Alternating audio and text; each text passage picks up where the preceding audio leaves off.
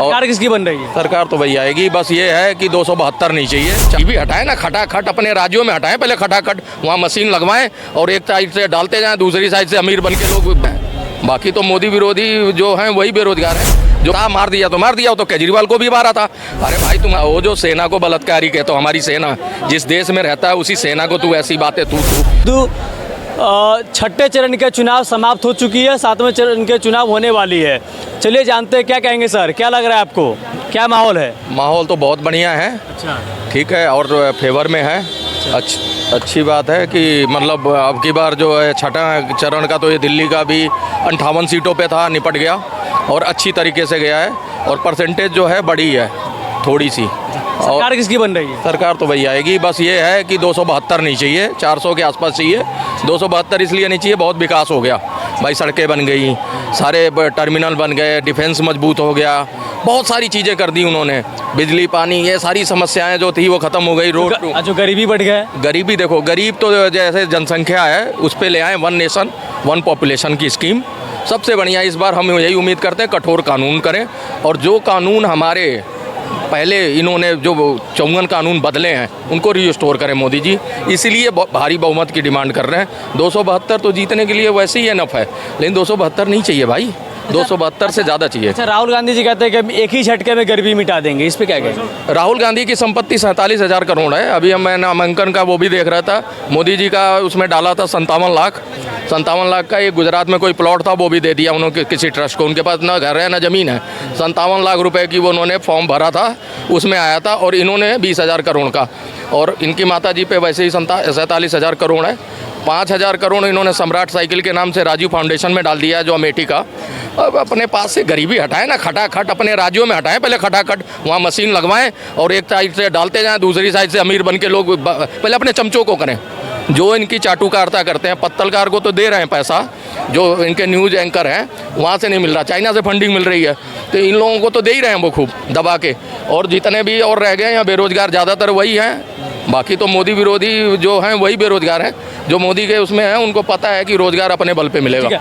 राहुल गांधी जी बोलते हैं देश के प्रत्येक महिला को साल के 1 लाख रुपए देंगे, इस पे क्या कहेंगे जब हम सत्ता में आएंगे तब? देखो कितनी बड़ी दोनों के उसमें सोच में फ़र्क है। वो लखपति दीदी की बात कर रहा है, कहता है जी लखपति दीदी के लिए वो लेके आ रहा है नई स्कीम कि भैया एक महिला को रोजगार स्टार्टअप के तहत जो है उसमें 5 लाख का लोन देके उसको कोई रोजगार, लघु उद्योग से कोई कुछ भी जिसमें वो कैपेबल है उसको मजबूत करने की बात कर रहे हैं कि ताउम्र वो ज़िंदगी में कमाए और खाए। लेकिन ये खटाखट देने वाली बात कर रहे हैं कि जब सरकार रहेगी तो देंगे। दोगे कहाँ से? कितना है तुम्हारा बजट? बांट दोगे तो फिर और कहाँ से करोगे? और यही मनमोहन सिंह कहते हैं कि लगभग 8333 रुपये हो रहे हैं। भाई 8300 एक पर बंदा ना, 140 करोड़ पर महिला, तो 140 में आधा रख लो, 70-80 तो होंगी महिला, 50% है ना। आप बताओ ना, उसका निकालो आंकड़ा। और दूसरी चीज़ कि मनमोहन सिंह ने ही, इन्हीं की सरकार ने, जो मनमोहन सिंह थे उन्होंने कहा था MSP के नाम पे कि पैसे पेड़ पे नहीं उगते। तो अर्थशास्त्री को मान लें या पप्पू जी को मान लें, इनको तो कुछ ज्ञान ही नहीं है, तो उलझुल बातें। खड़गे जी तो कह रहे हैं 10 किलो राशन दूंगा। तो भाई जिस राशन को क्रिटिसाइज करते रहे, जिसके लिए तुम छाती पीटते रहे अभी तक कि 81 करोड़ गरीब को राशन दे रहे हैं, तो तुम 10 किलो देने की बात कर रहे हो। क्या आइडियोलॉजी है यार, ये कैसे लोग हैं और कितने घटिया लोग हैं, कुछ समझते ही नहीं पब्लिक को। ये समझते हैं हम जो बोल रहे हैं वो पब्लिक समझती नहीं है। ये तो बेतुकी बातें हैं। क्या लग रहा है आपको, एनडीए कितने सीटों के साथ सरकार बना रही है? अरे एनडीए की, पूरी एनडीए की मैं बताऊं 150 सीटें अगर आ गई तो बहुत बड़ी अचीवमेंट। एनडीए यानी कि भाजपा। अच्छा, एनडीए गठबंधन, मैंने सोचा एनडीए तो अपना बहुमत में देख 400 के लमसम है, उससे ऊपर चला जाए तो मजा है। एक्सपेक्ट जो कर रही है जनता वो 400, और 400 जरूरी भी है। 400 आएगा तो जितने कानून बदले गए हैं, जितने हिंदुओं के खिलाफ कानून डाले गए हैं, वक्फ बोर्ड का बहुत मामला गंभीर है, इन सारी चीज़ों पे रिस्टोर होगा। जो प्रेम्बल से जो फोटो में हटाई गई हैं, संविधान से 7-8 फोटो में थी रामचंद्र जी की, जो हमारे एजुकेशन में शामिल नहीं की गई, स्कूल पढ़ाते नहीं हैं, मनमानी कर रहे हैं, वो मनमानी हटेगी। क्योंकि वो फोटो में नेहरू जी ने हटा दी थी अपने टाइम में, उसमें भगवान राम की फ़ोटो थी, नटराज की फ़ोटो, महावीर की, गुरु नानक देव की थी, ऐसे हनुमान जी की थी, मतलब ये फोटो में सारी हटा दी गई हैं। कन्हैया कुमार को थप्पड़ मारा गया है दक्ष चौधरी के द्वारा, क्या कहेंगे इस पे? कुमार को मारा गया या मत बोलो। एक व्यक्ति ने मारा, उसको पसंद नहीं था, इन्हीं के रैली में था, मार दिया तो केजरीवाल को भी मारा था। अरे भाई, तुम्हारे यहाँ हजारों लोग तुम्हारे साथ चल रहे हैं, किसी को गुस्सा आया मार दिया, तो उसमें कन्हैया तो मार खाने वाले काम कर रहा है। वैसे पब्लिक में डाल दो, वैसे पीट पीट के लाल कर देंगे उसको, पता ही नहीं चलेगा। ऐसा क्यों? अरे भैया, जो देश तोड़ने की बात करता हो, जो सेना को बलात्कारी कहता हो, हमारी सेना जिस देश में रहता है उसी सेना को तू ऐसी बातें तू तो एक बात बता, तू तेरे को क्या डिजर्व करता है? तेरे को क्या बड़ा सम्मान दे? तेरे जैसे द्रोही को तो टिकट भी नहीं, तेरे जमानत जब्त हो जानी चाहिए मेरे हिसाब से। पश्चिम बंगाल में हाईकोर्ट ने ओबीसी का आरक्षण खत्म कर दिया है, इस पे क्या कहेंगे आप? ऐसा है, कोर्ट ने किया है। ममता दीदी वो कह रही हम नहीं मानेंगे वो फैसला। इन्होंने कब संविधान माना है? ये दुहाई देते हैं कि संविधान खतरे में है, संविधान बदल दिया जाएगा। तुम कितनी इज्जत करते हो भैया? संदेश खाली का मामला था, तब भी तुमने हाई कोर्ट की अनदेखी करी। हाई कोर्ट में तुमने जो वो थे गंगू उपाध्याय, वो बेचारे वो सुनवाई कर रहे थे, और अभिषेक मुखर्जी जी कहते हैं कि तुम्हारे में दम हो तो लड़के दिखाओ। इतनी हिम्मत, हाई कोर्ट को आके दिखा रहे थे, तो उनको बेचारे को मैदान में उतरना पड़ा इस्तीफा देके। तो कोर्ट को क्या मानती हैं? ये कुछ नहीं मानती। ममता बानो, उनको देखो अपनी टेंशन है रोहिंग्या और बांग्लादेशी के। अगर वो आरक्षण उठा के उनको देती हैं तो वो वोटर उनमें रहेगा, नहीं तो कन्वर्ट हो गए वामपंथी में। उन्हें वोट बैंक करना, उन्हें बांग्लादेश बनाना है।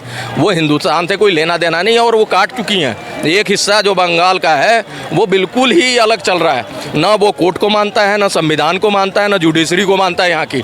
अब सुप्रीम कोर्ट मामला आता है तो फटकार लगती है, और फटकार खा रही हूँ बार बार। ठीक है। दिल्ली में स्वाति मालीवाल जी की पिटाई हुई है सीएम ऑफिस के अंदर, सीएम का जो पीए विभा कुमार के द्वारा, हालांकि उनको गिरफ्तार भी कर लिया गया। इस पे क्या कहेंगे? पीए को लेके केजरीवाल साहब गाड़ी में घूम रहे थे, कैंपेन कर रहे थे। जब उसकी पिटाई हुई स्वाति मालीवाल ने, उस समय तो मामला दबा दिया इन्होंने। संजय सिंह इनके तो मेन नेता हैं, उन्होंने तो प्रेस कॉन्फ्रेंस करी कि उनके साथ अभद्र व्यवहार हुआ है, यानी मारपीट हुई। उन्होंने एक्सेप्ट किया, वो भी सीएम हाउस में। और जब मारा गया उनको, तो उन्होंने देखा कि जब कार्रवाई नहीं हो रही तो रिपोर्ट लिखवाई। मजिस्ट्रेट के सामने का बयान है, ऐसा ही गहरा नहीं कि चलो जी पुलिस थाने में बयान दिया है।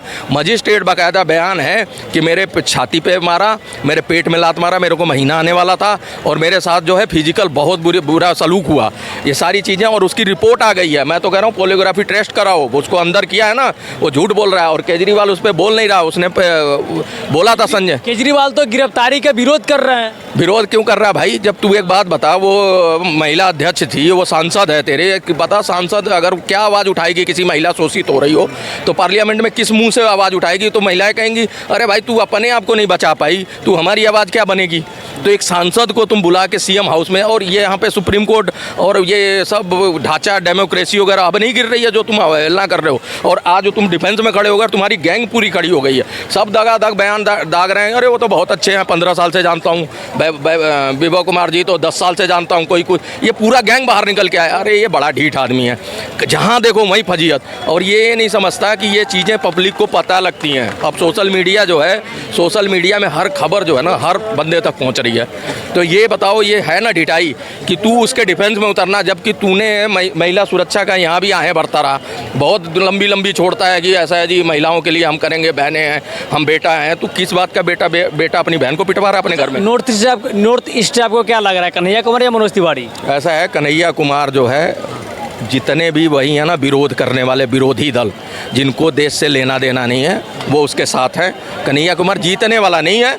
हाँ, शोर हल्ला गुल्ला बहुत मचाया। अगर कन्हैया कुमार जीतना होता तो राहुल गांधी क्यों नहीं गए उसकी सीट पे? केजरीवाल जी बोलते रिंकिया के पापा को अब की बार बिहार भेज देना है। मैं बता तो रहा हूँ कि आप पार्टी ने कन्हैया का सपोर्ट किया, कांग्रेस ने नहीं किया। पूछो क्यों? 2 फाड़ हो गया है। रणदीप दीक्षित जो थे और जो लवली सिंह थे, ये लोग तैयारी कर रहे थे। उनको ये नहीं पता था उठा के लाके यहाँ पटक देंगे कन्हैया को। जब बिहार में लालू जी ने बोला ये दिखना नहीं चाहिए यहाँ पे सोनिया गांधी को, इसको उठा के ले जाओ, क्योंकि उनके बेटे पे खतरा आ रहा था, इसको ले जाओ, तुम जहाँ मर्जी से लड़ो, बिहार में नहीं लड़ेगा ये। तो लेके यहाँ आए, तो यहाँ इनकी सीटें उठा के दे दी, और इनसे भी लड़ाई हुई, इनसे भी गाली गलौज हुआ। कैमरे में तो नहीं आया, लेकिन ये बात बाहर पेपर में आ गई कि भैया मार पिटाई की है। दिल्ली में 7 में से कितने सीटें आएंगे भाजपा के? देखो, एनडीए के अगर बड़ी बहुत ज़्यादा अगर कुछ नाराज़गी होगी कुछ लोगों में, तो 1 आधा सीट हो सकती है। नहीं तो मैं तो 7 की 7 में उम्मीद कर रहा हूँ कि 2 बार से आ रही हैं, इस बार भी आएगी। चांदनी चौक लोकसभा क्षेत्र से कौन आ रहा है? चांदनी चौक से तो यही है हमारे अग्रवाल साहब, खंडेलवाल साहब, ये तो पक्का है इनका। क्या नाम है आपका? आनंद कुमार चतुर्वेदी। ठीक है।